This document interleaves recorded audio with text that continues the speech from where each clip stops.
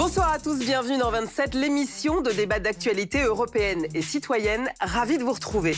Au programme de cette émission, comment lutter contre la corruption en politique?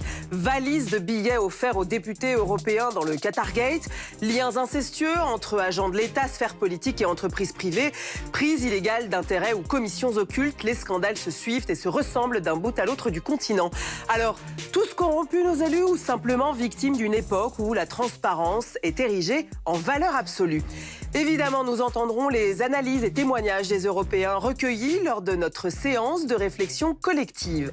Et pour en débattre, nous recevons Corinne Dreyfus-Schmidt, avocate au cabinet français Temim. Elle appelle à ne pas sacrifier les droits fondamentaux à la lutte contre la corruption. Roberto Scarpinato, ancien procureur général de Palerme, plaide lui pour pousser encore plus loin le combat contre ce vice majeur de nos démocraties. Notre reportage nous conduira en Espagne où le maire d'une station balnéaire de la Costa del Sol comparaît devant la justice avec plusieurs conseillers municipaux dans une affaire de corruption immobilière après 15 ans d'une enquête tentaculaire. Et enfin, dans notre grand entretien, je recevrai Michel Claise, juge d'instruction au tribunal de première instance de Bruxelles. Son dernier dossier, le fameux Qatargate. Voilà, vous avez le programme, c'est parti.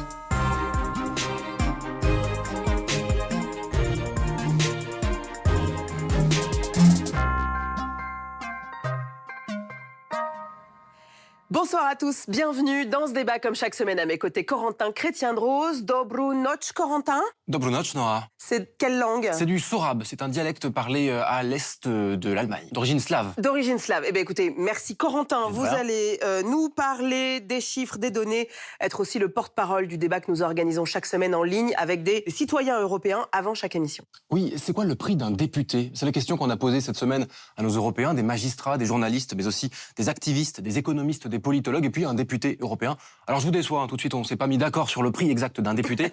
On s'est mis d'accord sur le fait que parfois, il y en avait un, la corruption n'a pas disparu d'Europe. Et je précise que ce débat est visible en intégralité sur le compte YouTube de l'émission et ça, c'est gratuit. Alors, c'est quoi la corruption en Europe? Quels sont ses effets? Vous avez résumé ce débat, Corentin, c'est votre pourquoi de la semaine. Astrid est députée européenne. Elle aime prendre des décisions, voter des lois et dire des trucs. Parfois, elle retire de l'argent, mais elle n'a jamais le temps de faire les courses. Alors elle le range sous son matelas. Quand soudain, la police débarque. Coucou! On a acheté potentiellement des députés européens qui sont censés être les représentants des citoyens, être intègres, avoir une éthique personnelle. C'est vrai que je suis tombée de ma chaise. Fin 2022, la police belge a retrouvé des sacs de billets chez plusieurs suspects liés au Parlement européen, dont l'une de ses vice-présidentes, Eva Kaili. En tout, il y avait 600 000 €. Et la justice soupçonne le Qatar d'être allé au distributeur. Le Qatar, comme beaucoup d'autres pays, j'en suis sûr, a utilisé la corruption comme une arme pour faire avancer ses idées. C'est un crime contre la sécurité nationale et contre les fondations de nos démocraties. Calmos. L'enquête est en cours. Les 5 € là, c'était peut-être pour acheter du pain. Et cette vice-présidente, est-ce qu'elle était vraiment pro-Qatar? Hein? Le Qatar est à la pointe du droit des travailleurs. Ah ouais, quand même. Pourtant, certains ici appellent à les discriminer. Ils les harcèlent et accusent tous ceux qui leur parlent d'être corrompus. Corrompu, les grands mots. Bon, en tout cas, elle s'est fait arrêter. Tout va bien. Le fait que la justice belge s'en soit saisie et qu'il y ait des gens en prison pour le moment, ça prouve que ça fonctionne. Moi, je suis convaincu qu'on ne voit que la partie émergée de l'iceberg. Les criminels les plus stupides, ceux qui gardent des sacs d'argent liquide dans leur cuisine, c'est eux qu'on arrête. Mais que fait-on des autres? Tous ceux qui ont des méthodes beaucoup plus sophistiquées. En 2020, 18 millions d'Européens ont dû payer un pot de vin pour accéder aux services publics. Et les 2 tiers de la population estiment que leur gouvernement est corrompu. La corruption et la malhonnêteté sont répandues dans la nature humaine. Donc, vous ne pouvez pas rassembler des centaines de personnes sans que certaines aient cette disposition. L'Union européenne est de plus en plus corrompue. Le monde est de plus en plus corrompu et moins démocratique. Toutes les alarmes devraient sonner. En fourchette haute, chaque année, la corruption coûte à l'ensemble des pays européens environ 990 milliards d'euros. Mais le vrai coût de la corruption, ce n'est pas l'argent, c'est la confiance. Et elle manque. La moitié des Européens se disent insatisfaits de la démocratie. Ce qui est dangereux maintenant, c'est de dire « tout le monde est pourri à Bruxelles et on ne peut rien y faire ». C'est le moment où vous perdez vraiment le combat contre la corruption. Toutes les histoires de politiciens corrompus ont même des effets néfastes sur les enfants, qui se mettent de plus en plus à tricher pendant leur contrôle à l'école. Faut-il mettre un bonnet d'âne aux élus qui trichent, les exposer, les sanctionner? Ou au contraire, est-ce qu'en parlant de corruption, on renforce ses effets secondaires? La méfiance, le désarroi, le sentiment que tout est pourri. Comment convaincre les Européens que tout n'est pas pourri? Que dans les mallettes de nos élus, il y a des lois, pas juste des billets. Nos politiques sont-ils tous pourris? Pour en débattre, Corinne Dreyfus-Schmidt, vous êtes avocate pénaliste associée dans le cabinet français Temim. Vous comptez pour clients quelques élus, comme Jean-Noël Guérini, Bernard Tapie en son temps ou Jean-François Copé. Et vous craignez que la lutte anticorruption ne dérive en des croisades politiques et morales. Roberto Scarpinato, vous êtes l'une des figures de la lutte contre la mafia et la corruption en Italie.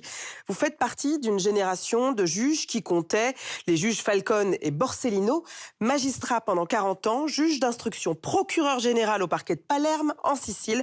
Vous portez désormais le combat directement dans l'arène politique en tant que sénateur du mouvement 5 étoiles. On vient de voir le pourquoi de Corentin Roberto Scarpinato. Comment est-ce que cette affaire du Qatargate, comment est-ce que vous l'avez perçue? Est-ce que ça vous a surpris?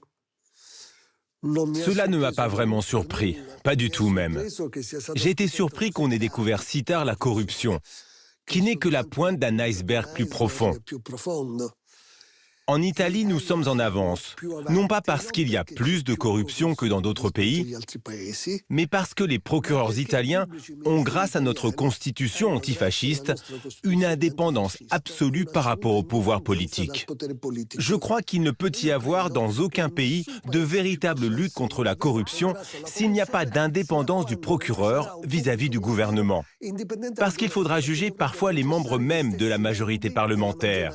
Et ce n'est peut-être par hasard si certaines enquêtes sont faites lorsque ces majorités gouvernementales tombent.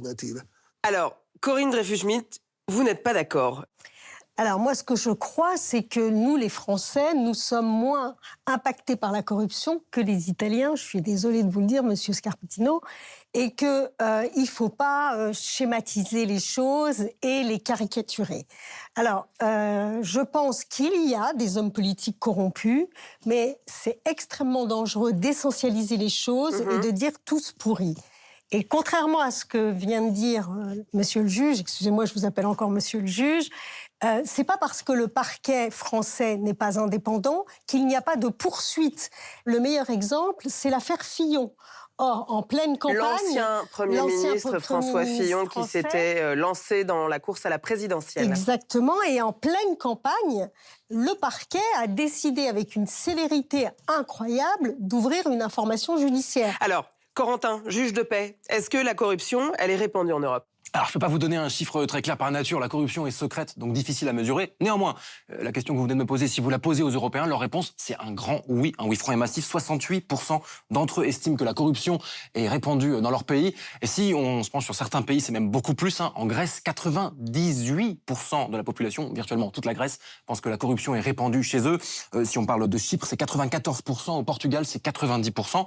À l'inverse, 16% des Danois et 17% des Finlandais estiment que la corruption est répandue chez eux. Mais même dans ces pays où finalement elle est jugée moins répandue, selon l'ONG Transparency International, les citoyens ont le sentiment qu'elle stagne ou même qu'elle augmente. Et c'est le constat inquiétant de notre atelier. La perception de la corruption ferait plus de mal encore que la corruption elle-même. Oui, finalement, si ce dont on vient de parler, cette corruption qui serait ou pas répandue, même si c'est faux, le mal est fait d'une certaine manière, parce que si les Européens sont persuadés que la corruption est répandue dans leur pays, eh bien, c'est toute la démocratie qui en souffre. Le principal problème avec la corruption, c'est qu'elle fait baisser le degré de confiance que les citoyens ont dans la société. Et d'un point de vue économique, c'est très mauvais, parce que la confiance, c'est la base de la prospérité économique. L'idée que tout le monde est corrompu se diffuse dans l'esprit des citoyens européens.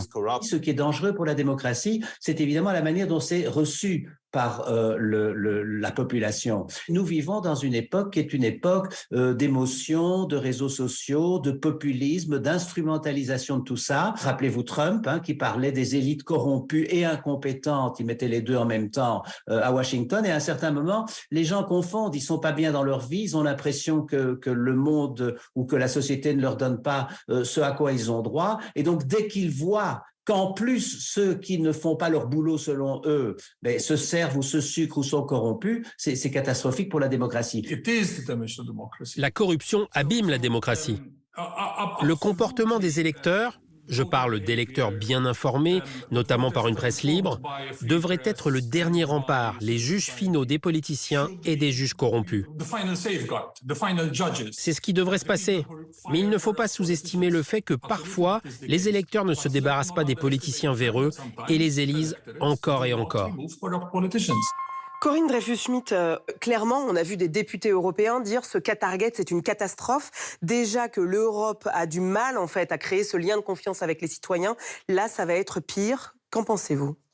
Alors, je pense qu'effectivement, personne ne peut dire que la corruption est une bonne chose dans le monde entier, mais malheureusement, c'est un concept universel et très ancien, qu'il faut effectivement lutter contre la corruption, mais qu'il faut avoir un travail pédagogique, c'est-à-dire il faut expliquer aussi bien aux élites politiques qu'au peuple les limites à ne pas dépasser, mais il faut alerter avec prudence et précaution, ce qui n'est pas toujours le cas.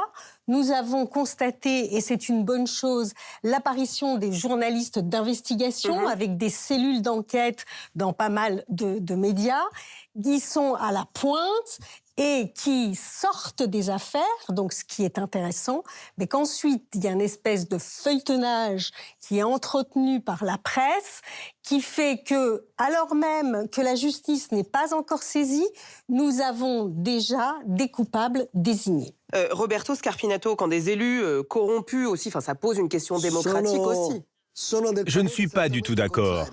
Je crois que c'est plutôt le fait de sous-estimer la corruption qui fait du mal. Parce que si une maladie est soignée au début, elle a des chances de guérir. Mais si une maladie est cachée, elle devient un cancer. Vous connaissez aussi le lien de défiance qu'il peut y avoir entre les citoyens que nous sommes et les politiques. Pour autant, quand des élus corrompus poursuivent tranquillement leur carrière avec l'appui des électeurs ou de partis politiques au hasard, parlons de l'ancien Premier ministre Silvio Berlusconi. À un moment, c'est la faute à qui ? Je vais vous parler de l'expérience italienne. Le peuple italien n'avait plus confiance dans les politiques, dans les institutions. Il se trouve que dans les années 1990, la justice italienne a commencé à juger des sénateurs, des ministres. Cela a ravivé la confiance du peuple en l'État. La réaction politique a été extrêmement violente contre le pouvoir judiciaire. En ce moment, les politiques en Italie font toute une série de lois pour abolir le délit d'abus de pouvoir, le trafic d'influence et pour empêcher les magistrats de procéder à des écoutes téléphoniques. Et ils veulent le modèle français.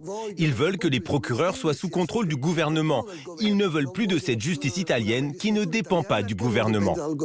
Corinne Dreyfus-Schmidt, finalement, les politiques ont cette capacité de scléroser le pouvoir des juges à tel point qu'on l'entend, le modèle français serait presque un exemple de capacité à éviter de sortir ce genre d'affaires. Berlusconi aime ce modèle-là. Alors, moi, ce qui me trouble, j'ai beaucoup d'admiration pour le travail qu'a fait le juge antimafia, mais vous ne pouvez pas comparer avec le système français.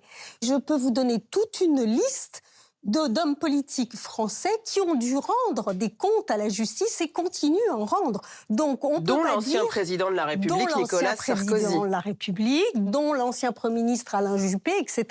Donc, on ne peut pas non plus caricaturer la situation. Nous sommes dans un pays où aujourd'hui, nous, en tant qu'avocats, on trouve que les juges sont peut-être comme des chevaliers blancs qui dépassent un petit peu leur mission. Roberto Scarpinato. Les juges auraient finalement trop de pouvoir. La première règle, c'est le pouvoir contrôle le pouvoir. Si le pouvoir des magistrats est détenu par le pouvoir du politique, il n'y aura jamais de véritable lutte contre la corruption. Et ce n'est pas un hasard si certains hommes politiques français ont été jugés quand ils n'étaient plus au pouvoir. Monsieur le juge, je voulais juste indiquer que les juges du siège, c'est-à-dire les juges d'instruction et les juges qui composent les juridictions, sont indépendants. Combien de juges d'instruction ont eu des procédures disciplinaires en France? Quand je suis venu, ils m'ont dit que tous les juges d'instruction qui poursuivaient des hommes politiques faisaient l'objet d'une procédure disciplinaire. Et c'était il y a pas mal de temps pourtant. Excusez-moi, je ne me permettrai pas de vous dire ce qui se passe en Italie, mais je peux vous dire que ce qui se passe en France, c'est qu'au contraire, nous sommes assez choqués par le manque de poursuites ou en tout cas de suivi sur les comportements de certains magistrats par le Conseil supérieur de la magistrature français. C'est un problème qui existe chez nous. Donc voilà, il ne faut pas tout mélanger. Roberto Scarpinato, on peut entendre qu'effectivement, il y a certains juges peut-être qui auraient tendance à se considérer comme des justiciers qui doivent remettre un petit peu la politique au pas, à tel point qu'il y a une forme de collusion parfois aussi avec les médias. Mais j'aimerais bien qu'on m'explique pourquoi seuls les magistrats qui s'occupent des puissants sont considérés comme des justiciers. J'ai dû intenter 53 procès pour me défendre contre des accusations des politiciens. Ils ont essayé de me faire muter, ils ont fait des procédures disciplinaires. Pourquoi? Parce que je me suis attaqué au président du Conseil, à des ministres, à des chefs de la police. Si j'avais eu la charge de vol de voitures et de braquage, personne ne m'aurait qualifié de justicier. C'est le monde des puissants qui refuse qu'on les traite comme des citoyens normaux et nous accuse de populisme et de justicialisme. Alors, on va continuer. Vous évoquiez tout à l'heure la question de trop de transparence. Corentin, le paradoxe, c'est que l'Europe semble avoir progressé sur la lutte anticorruption et notamment sur la publicisation de cette lutte. Oui, même si, alors vous allez peut-être pas être d'accord, je viens à la barre modestement, mais en tout cas les chiffres sont d'accord avec ce que vous avez dit. En France, les faits de corruption traités par la justice ont augmenté de 46% en 5 ans. On a vu quand même des entreprises d'ampleur, Veolia, Lafarge, Airbus qui ont été poursuivies pour corruption. Il y a même eu des condamnations totales en 2018, c'est pas rien. Et puis vous l'avez dit, Nicolas Sarkozy, l'ancien président de la République française, condamné en 2021 pour corruption et trafic d'influence, même s'il a fait appel depuis. On voit quelque chose de similaire en Europe avec le nombre d'affaires de corruption qui sont traitées par l'agence Eurojust augmenté de 43% en 5 ans. Et puis, ça devrait continuer, parce qu'en 2017, l'Europe a créé un parquet européen qui a notamment pour tâche de poursuivre les affaires de corruption. Donc en gros, Corentin, on est meilleur, mais c'est pas forcément une bonne nouvelle. Et ça, c'est l'opinion impopulaire de la semaine. Oui, c'est ce que dit l'ancien juge d'instruction Hervé Lehmann. Alors, il est d'accord, il faut sanctionner les faits de corruption, mais il est contre cette idée qu'il faudrait sonner l'alarme, créer de nouveaux tribunaux, de nouvelles lois, aller plus loin. Selon lui, à force de parler de corruption, on renforce justement ces effets secondaires. Je ne partage pas l'avis qui a été exprimé à plusieurs reprises selon lequel la corruption progresserait. Je trouve au contraire que les gens ont un souci, et les jeunes encore plus d'ailleurs, un souci assez fort de l'éthique. Le problème, c'est que 70% des gens pensent que les politiques sont corrompus, alors que ce qui ne signifie pas que 70% des politiques sont corrompus. Loin de là. La perception que les gens ont est très différente de la réalité. Et c'est là, en effet, qu'on a, me semble-t-il, une difficulté, qui est que plus on est obsédé par la transparence, plus on encourage la délation, les lanceurs d'alerte, plus on dit « Ah, il y a la corruption, il y a la corruption, il y a la corruption », plus on aggrave ce sentiment des citoyens que tout se pourrit. Et les lois sur la transparence, les lois sur les lanceurs d'alerte, les lois sur l'imprescriptibilité, le fait qu'aujourd'hui ce n'est plus une infraction financière n'est quasiment plus jamais prescrite. Le bilan de ces lois, 10 ou 15 ans après, c'est pas du tout que la confiance a remonté. La confiance, elle n'est toujours pas là. Et le résultat, c'est évidemment, puisqu'ils sont pourris ces gens-là, eh bien on vote pour les partis populistes. Est-ce que vous êtes d'accord, Roberto Scarpinato, que cette transparence, le fait qu'on parle de cette corruption, finit aussi par abîmer la démocratie et alimente un vote populiste, un vote pour l'extrême droite? C'est l'extrême droite aujourd'hui qui est... Au contraire, c'est la loi de la démocratie, la transparence. Les affaires publiques doivent être une maison de verre qui doit être transparente. C'est le pouvoir corrompu qui cherche l'ombre, qui ne veut pas être vu. Ce qui alimente le populisme, c'est le fait qu'il y ait une grande partie de la population qui vit mal, parce qu'elle a été négligée et abandonnée par des politiques qui écoutent moins les besoins des citoyens que les intérêts des lobbies, les intérêts du monde des grandes entreprises. Parce que le peuple n'a plus d'argent pour manger, pour la santé. L'école n'a plus d'argent. Et 60 milliards d'euros par an finissent dans les poches des corrompus.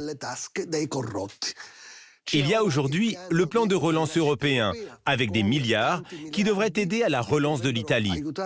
Et l'on craint que ces milliards finissent de nouveau dans les poches des corrompus. En fait, le gros problème, c'est qu'aujourd'hui, l'économie a pris le pouvoir sur la politique. Et la primauté du politique sur l'économie doit être restaurée. Corinne Dreyfus-Schmidt, on évoquait justement cette transparence tout à l'heure. Bon, on voit que ça abîme, mais à un moment, c'est aussi le prix à payer pour recadrer les politiques qui ont un sentiment d'impunité totale.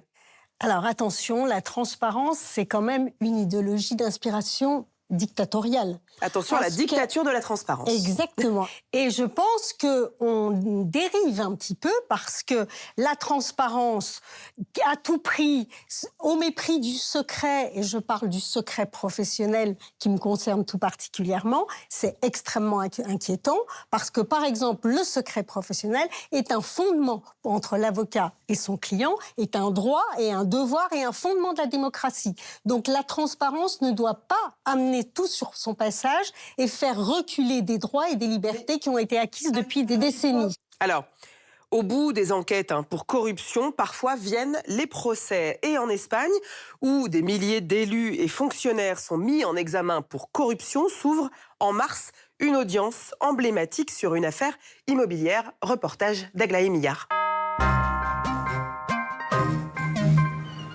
Estepona, en Andalousie. Il y a 15 ans, cette destination touristique aurait été le théâtre d'un scandale de corruption immobilière.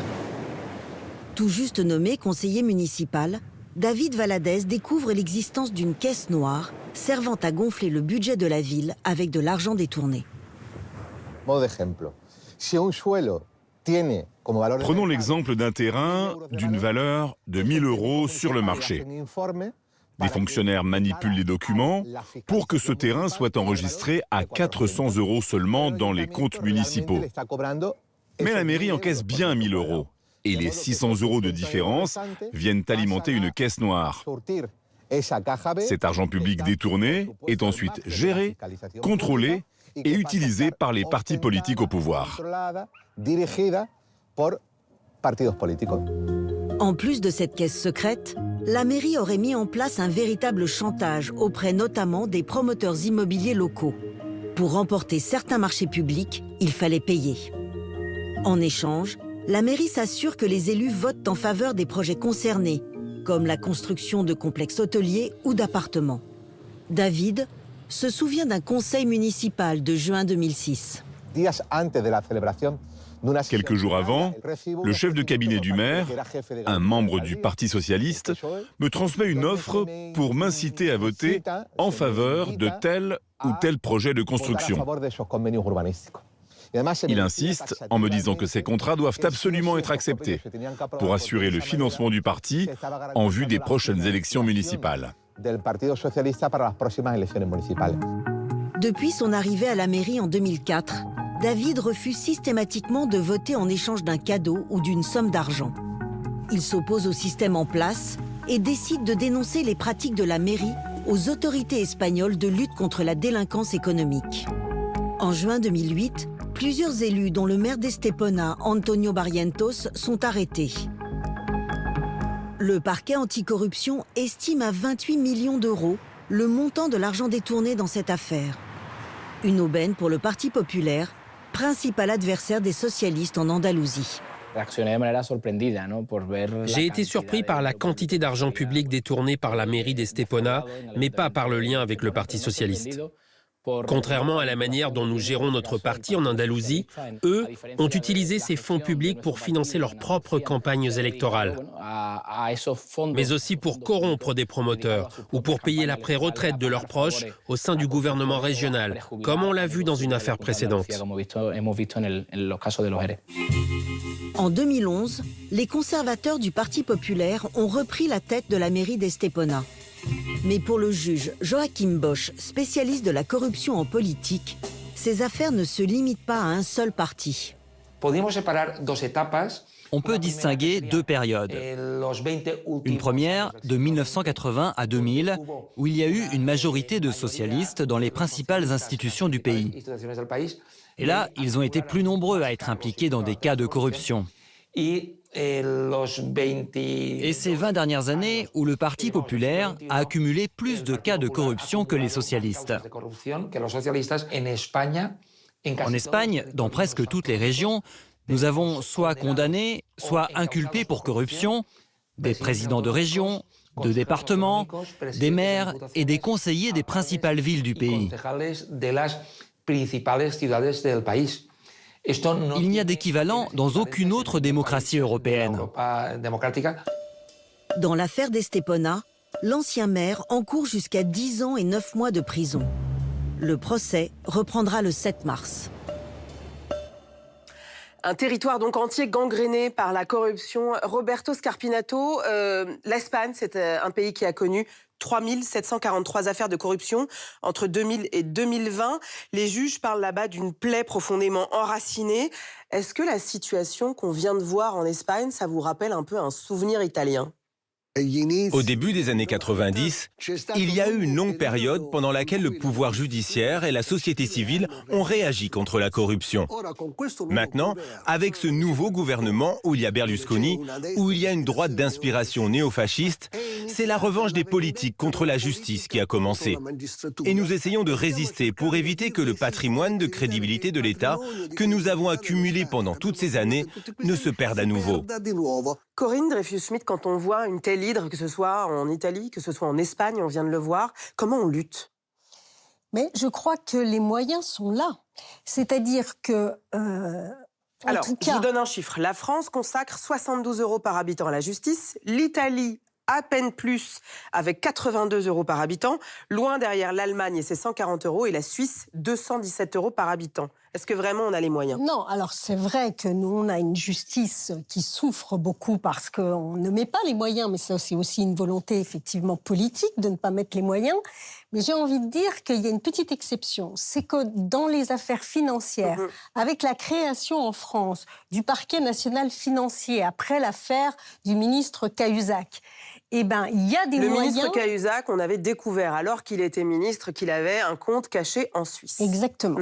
Donc, on a mis des moyens financiers. Et je suis désolée, mais il y a quand même une différence entre le traitement de la délinquance ordinaire et le traitement de la délinquance de la corruption. Roberto Scarpinato, on le disait tout à l'heure avec Corentin, il va y avoir une structure pan-européenne, on a chiffré ce que ça coûte, on n'est pas loin de 1000 milliards d'euros. Il y a quand même une prise de conscience ? Il y a une prise de conscience, et il faut que cette prise de conscience s'amplifie. Le drame, c'est que cette corruption existe depuis 10, 20, 30 ans, et on s'en rend compte maintenant. C'est devenu un cancer, c'est presque trop tard. Nous devons chasser les lobbies des parlements. Il faut empêcher les lobbyistes d'avoir des relations individuelles avec les parlementaires. Alors, justement, on va aller sur ces lobbies. Corentin, dans l'atelier, on n'a pas seulement parlé de pots de vin et de corruption, mais aussi de lobbying, justement. Exactement. Savez-vous combien de temps il faut à Bruxelles pour marcher depuis le siège de Google jusqu'au Parlement européen ? 7 minutes. Il y a 500 mètres. Et franchement, je pense qu'on peut le faire en 5 minutes en traversant le parc.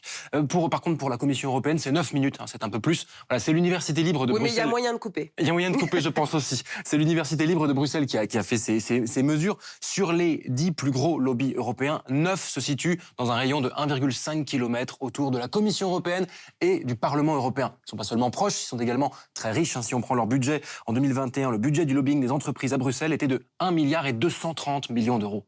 Oh, ça fait beaucoup d'argent tout ça. Et cette proximité, elle a justement fait débat dans notre atelier. Les participants n'étaient clairement pas d'accord. Oui, parce que voir nos petits braves députés européens entourés par les lobbies les plus puissants et les plus riches de la planète, forcément, on pourrait y voir un risque d'influence un petit peu problématique. Pour autant, est-ce que c'est de la corruption ? Nos invités n'étaient pas d'accord.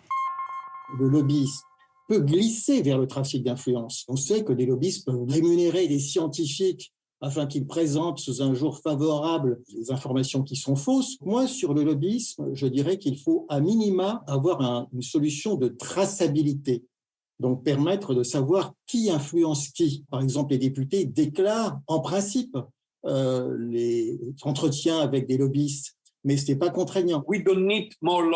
On n'a pas besoin de davantage de lobbies ou de groupes d'intérêt qui influencent ici et là. Nous avons besoin des lobbies. Ils font partie intégrante de toute démocratie. On ne peut pas tout savoir sur tous les sujets. Donc si on doit légiférer sur, par exemple, la quantité autorisée d'engrais sur une surface agricole, il nous faut une expertise. On doit parler aux paysans, on doit parler à l'industriel qui fabrique l'engrais. Ce qui n'est pas bien, c'est quand les membres du Parlement européen sont invités à des voyages par des lobbyistes.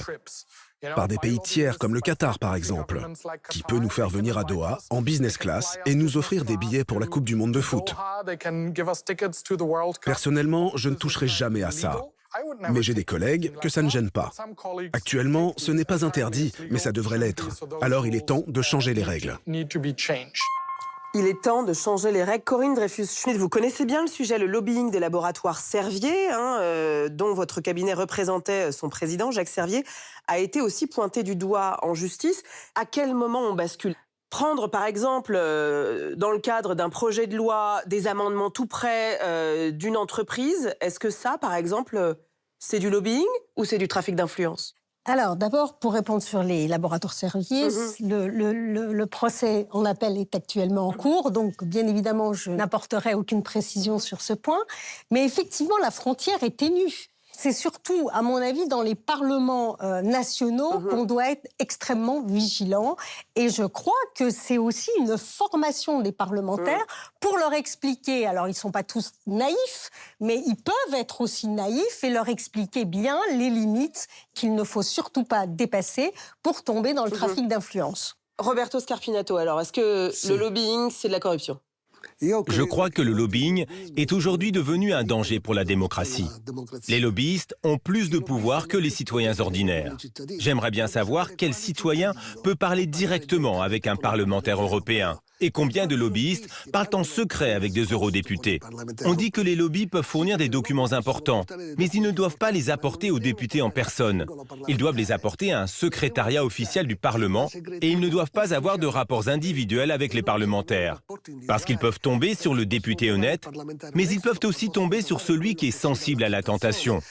Ainsi, le lobby est devenu pour le monde des affaires et la logique du profit un moyen de pénétrer au cœur de la politique. Et il se nourrit de l'invisibilité et du secret. Et cela veut dire que la démocratie peut devenir une coquille vide, où d'un côté, il y a une politique visible, et de l'autre, il y a une politique conditionnée par le monde des affaires, qui serait invisible. Alors, est-ce que selon vous, il va falloir être bien plus véhément pour finalement réussir à toiletter la sphère politique de ce mal? Alors, la répression n'a jamais, ce serait trop simple, arrêté le crime. Donc, je crois qu'aujourd'hui, nous sommes déjà dans un système qui est assez sophistiqué, avec des législations nationales, européennes, internationales. La justice n'est pas laxiste, que ce soit pour les politiques, que ce soit pour la corruption en général, ou dans la délinquance ordinaire. C'est faux, c'est une façon de décrédibiliser la justice et c'est assez inquiétant. Vous évoquiez pourtant tout à l'heure aussi la longueur des procédures. Est-ce que ça a encore un sens d'être condamné 15, 20 ans après? Alors, ça n'a tellement pas de sens que Jacques Servier, par exemple, est mort. Que la Cour européenne des droits de l'homme fixe un principe intangible, c'est le délai raisonnable qui doit exister, c'est l'article 6.1 de la Convention européenne des droits de l'homme. On a une jurisprudence constante qui fait qu'il n'est pas possible de juger des gens dans un délai déraisonnable, 12 ans, 17 ans, mais vous imaginez, ça ne représente plus rien, aussi bien pour les victimes que les personnes qui sont poursuivies dans ces dossiers. Roberto Scarpinato. Eh bien, je peux parler de l'expérience italienne. Ces dernières années, le monde politique a promulgué de nombreuses lois qui ont allongé les délais de procédure. Un procès qui pourrait durer 4 ans dure maintenant 6, 8, 10 ans. Pourquoi? Parce qu'ils veulent atteindre la prescription, c'est-à-dire qu'en raison de l'expiration du délai, il y a extinction du procès. Alors, moi, je voudrais préciser une chose, c'est qu'effectivement, il faut lutter contre la corruption, mais il ne faut pas une distorsion du droit parce qu'on est face à la corruption et face à des hommes politiques. Sous prétexte de lutte contre la corruption, certains États, et notamment malheureusement certains États africains, utilisent la lutte contre la corruption pour se débarrasser des opposants politiques, et ça existe. Donc il faut être extrêmement prudent aussi dans ce domaine-là. Mais c'est dû à quoi? Au fait que le procureur dépend du gouvernement. Alors la justice devient un objet, un instrument de lutte politique. Si le procureur est indépendant, cela n'arrive pas. C'est votre grande obsession, monsieur. Voilà, donc un parquet indépendant, des juges indépendants, mais aussi le respect du droit, évidemment. Merci beaucoup à tous les deux d'avoir accepté de débattre. Merci Corentin. Merci. Et maintenant, place à notre grand entretien. Je reçois Michel Claise, juge d'instruction au tribunal de première instance de Bruxelles. C'est le Belge qui fait trembler les puissants, le shérif par qui le scandale arrive.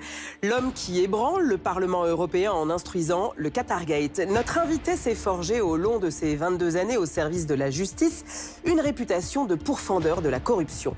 Et après les banquiers suisses, les stars du foot, l'ancien ministre de l'économie wallon Serge Kulba, voilà les députés européens pris à leur tour dans les filets de ce magistrat qui regrette de faire partie du club des Cassandres de la lutte anti-corruption. Bonsoir Michel Claise. Bonsoir. Alors vous n'aimez pas shérif? Non, je n'aime pas shérif, ça fait un peu cinéma. J'avoue vous ne vous sentez pas shérif. J'ai pas le sentiment de tourner un film, j'ai plutôt le sentiment de travailler, d'appliquer simplement les règles du code pénal et du code d'instruction criminelle. Je me doute, mais quoi qu'il en soit, on voit que les dossiers s'accumulent sur votre bureau et secret de l'enquête oblige, vous ne pourrez pas nous parler du Qatargate, même si on en aurait diablement envie. Mais une question, on en a débattu avec nos invités, est-ce que vous estimez que nous sommes gangrénés par la corruption désormais ? Je pense que les pays dits démocratiques subissent le phénomène de la corruption et ça n'est pas récent. Mais il est évident que dans les pays qui revendiquent d'être des démocrates, et on va dire l'Union européenne par exemple, il y a une aggravation du phénomène de la corruption, c'est incontestable.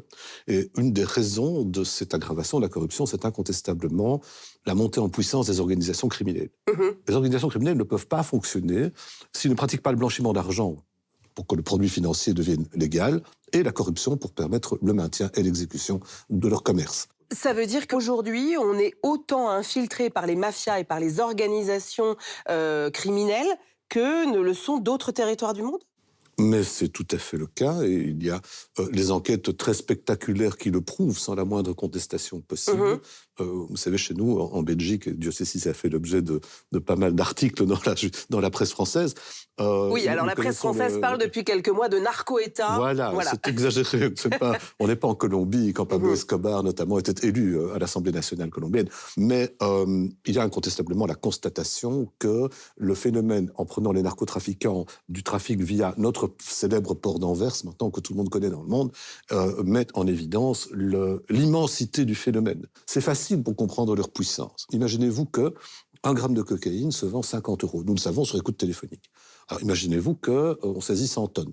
Les 100 tonnes, ça n'est jamais que 10, 12, 13% du montant total, et que donc le reste est effectivement dilué en Europe et vendu. Alors là, ça prend évidemment une proportion colossale. On va parler en termes de centaines de milliards, et vous allez ajouter à ça les phénomènes des contrefaçons, du trafic d'armes, de la prostitution, des escroqueries, de la cybercriminalité, et là, vous avez donc une économie parallèle, une économie d'entreprises pirates qui fonctionne très très bien. Et qui se compte, donc on l'entend, en centaines de milliards d'euros, mais sans évidemment entrer dans le détail du Qatargate. Là, on parle du Qatar, on parle de pays étrangers, on parle de valises de billets, on l'a vu pendant l'émission, des images absolument lunaires qui nous semblent venues de siècles derniers. Est-ce que ça veut dire qu'aujourd'hui, on a des États qui fonctionnent comme ces trafiquants? Est-ce que ça veut dire qu'aujourd'hui, les députés, comme on a pu le dire, en fait, ont un prix? Mais à partir du moment où vous êtes corrompu, vous devenez membre de l'organisation criminelle, puisque vous jouez un rôle dans l'exécution de leur commerce. Alors, je dirais, moi, ça m'inquiète en réalité. Le monde politique chez nous n'a jamais pris conscience du phénomène. La raison pour laquelle j'avais demandé l'autre jour s'il était possible de concevoir qu'il y ait, pour l'Europe, au sein de l'Europe, une analyse de la quantification du phénomène pour déterminer et dire et montrer à la citoyenneté européenne que nous parlons en termes de centaines de milliards de produits par an. Mais on parle de 1000 milliards en ce qui concerne ne serait-ce que le coût de la corruption par an, ce qui est déjà énorme. Ce à quoi vous ajoutez tout le reste, mais la corruption, c'est finalement c'est une partie du produit de l'infraction qui est utilisée. Ce que vous êtes en train de nous dire entre les lignes, Michel Claes, c'est quoi? C'est qu'il n'y a pas de véritable volonté politique de lutter contre ce phénomène? Je ne peux que le constater, en tout cas pour ce qui nous concerne en Belgique. Je dois dire que j'ai pu examiner le système français, et je dois reconnaître que depuis les lois Sapin, que j'ai surnommées en souriant les lois Cahuzac, il y a eu quand même une prise de conscience de l'État français par un certain nombre de législations. Vous avez la création de l'Agence française anticorruption, le parquet national financier. Vous avez donc on a des instruments. Vous avez des instruments que, par exemple, en Belgique, nous n'avons pas. Et quand Belgique, vous enviez le système français en l'état? Très sincèrement, oui. Et d'ailleurs, nous sommes plusieurs à prôner cela, à la tribune de la Chambre, à prôner la création d'un parquet national financier et, en ce qui me concerne, également une agence belge anticorruption. Mais en l'état, ça ne vous a pas empêché, en fait, de lever ces lièvres? Mais c'est une petite partie, donc je dirais que c'est une pointe émergée d'un gigantesque iceberg. Alors qu'il ne faut pas s'en enorgueillir, il faut tout simplement encore plus s'en inquiéter quand on voit de temps en temps ce qui est mis en évidence. Chez nous, on a, avec les Pays-Bas, percé le système, ce qu'on appelle Sky ICC, donc c'est le système de communication au travers un serveur canadien entre les membres d'organisations criminelles. Et puis on constate, en attaquant certains points du dossier, que les policiers sont corrompus. On arrête 25 policiers en Belgique, tout de même, qu'il y a 1200 personnes qui sont visées par les organisations d'origine albanaise, que tout ça fonctionne très très bien, et qu'à un certain moment, et malgré cela, le monde politique ne réagit pas. Il faut chercher l'erreur, là. Mais justement, vous dites au gouvernement, ils sont au Xanax plutôt qu'au Viagra. Est-ce que vous entendez aussi les critiques de trop de transparence, la République des juges? C'est pour ça qu'on manque de volonté politique? Vous avez la République des juges, avec le manque de moyens dont nous disposons, il ne faut tout de même pas exagérer. Alors, le manque de transparence, écoutez, rien n'est plus important que les droits de la défense, mais à partir du moment où vous devez mener ce qui peut être considéré par certains, et à juste titre, une guerre, parce que c'est véritablement de ça dont on parle, mais il faut s'en donner les moyens. Eh bien, et ces moyens doivent rester, bien entendu, dans un cadre légal, avec des motivations, quand on décide, par exemple, de placer des caméras dans une habitation, des micros dans une voiture. Mais tout ça est organisé par la loi, sous un contrôle judiciaire. On ne peut pas faire n'importe quoi. Parce que figurez-vous que ce phénomène de dérèglement de l'économie, il est aussi important en impact que le dérèglement climatique. Pourquoi? Et sur le plan de l'impact, une des raisons du dérèglement climatique, c'est aussi à un certain moment, les prises de position politiques en matière d'économie, qui nous posent un réel problème. Mais là, ça marche mieux. Et pourquoi ça marche mieux? Parce que c'est plus spectaculaire. Il n'y a pas d'autre choix pour le monde politique à ce moment-là que de dire, vous savez, on va lutter contre le dérèglement climatique. Alors pourquoi ne pas lutter contre le dérèglement économique par notamment la criminalité financière? Parce que ce n'est pas spectaculaire, parce qu'on n'a pas fait cet état des lieux que je souhaite qu'on fasse en disant... À partir du moment où on a Qu'est-ce qu'il faudrait, Michel Claes, pour que véritablement on se rende compte? Le Qatargate nous a quand même tous réveillés un peu groggy. C'est absolument catastrophique pour l'image des institutions. On peut entendre que les dégâts sont mortels presque pour les démocraties. Donc, qu'est-ce qu'il faut de plus? Je préfère revenir aux narcotrafiquants. Je sais que vous n'avez pas le droit de nous en parler. Je vous pousse, j'essaye. Ni envie, mais non, mais... ni envie. Non, mais quel dégât ça fait? Qu'est-ce qu'il faudrait? Alors, ce qu'il faudrait, je vous l'ai dit, une prise de conscience citoyenne. Parce que si nous avons une prise de conscience citoyenne, il y aura une influence sur le monde politique. Parce que là, quand nous pensez que le même jour, vous avez quelqu'un qui ne peut pas payer sa facture de gaz et d'électricité, et que nous sommes sur écoute téléphonique, et que nous apprenons qu'un des grands membres d'une organisation criminelle hésite entre acheter une Porsche ou une Ferrari et décide d'acheter les deux finalement. Pourquoi? Parce que choisir, c'est renoncer. Eh bien, ça, il faut que les gens le sachent pour qu'il y ait une contrainte du monde politique à prendre les choses en main. Et je ne demande pas des nouvelles lois, peut-être des nouvelles institutions, mais les moyens d'appliquer déjà maintenant les lois dont nous disposons, ce serait déjà pas mal. Michel Claes, vous avez été avocat pendant 20 ans. Quand on est juge d'instruction financière, est-ce qu'on ne se sent pas un peu Sisyphe qui, pour avoir défié les dieux, fut condamné à tenter de pousser éternellement un rocher jusqu'en haut d'une colline? Ah, citez Camus. Moi, j'adore Camus. Et quand on décline la peste, c'est un livre tout à fait génial, et on peut décliner la bactérie de la peste comme on le souhaite. Et Eva Joly avait dit, c'est la criminalité financière. Et à partir du moment où on se rend compte que le phénomène est à ce point important, que c'est devenu notre affaire à tous. Donc j'aime bien quand on cite Camus. Voilà, donc il faut bien entendre que cette criminalité financière, cette corruption qui nous gangrène est une véritable peste et qu'il va falloir collectivement se réveiller pour lutter. Merci Michel Claise. Merci à vous. Bon courage dans vos investigations. Pas de souci.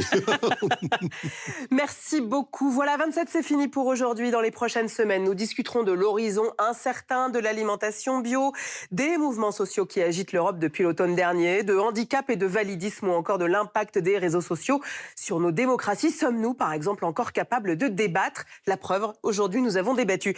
27, c'est fini sur cet écran, mais ça continue sur tous les autres. Alors n'hésitez pas à réagir, à commenter sur les réseaux sociaux. Très belle semaine à tous. Tchuss.